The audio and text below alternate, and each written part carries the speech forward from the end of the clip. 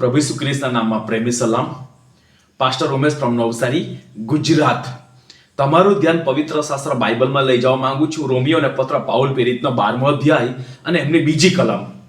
Paul પ્રેરિત ત્યાં પત્ર લખીને રોમીના મંડળીને સમજાવે છે, આ જગતનું રૂપ તમે ન દોરો.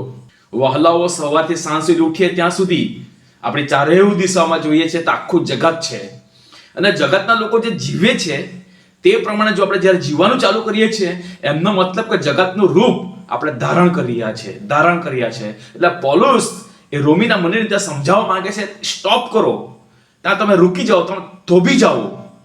આ જગતનું રૂપ તમારી અંદર આવવા નહીં દેવો, કેમ કે જગતનું રૂપ તમારી અંદર આવશે, એ રૂપ તમારા દીકરાઓમાં જશે, એ તમારી પેઢીઓમાં જશે.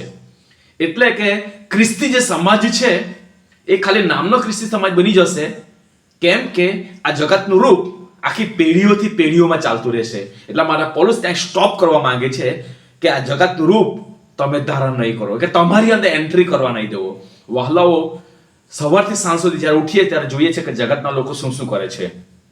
કેટલાક લોકો વ્યસન કરે છે, કેટલાક લોકો ગુટખા ખાય છે, કેટલાક લોકો ગાળ બોલે છે, કેટલાક લોકો જૂઠું બોલે છે, કેટલાક લોકો ઝઘડાઓ કરે છે, કેટલાક લોકો ચોરીઓ કરે છે, કેટલાક લોકો વ્યભિચારીઓ કરે છે, કેટલાક લોકો મારપીટ કરે છે, કેટલાક લોકો ખૂન કરે છે, બધું જાત જાતનું કરે છે.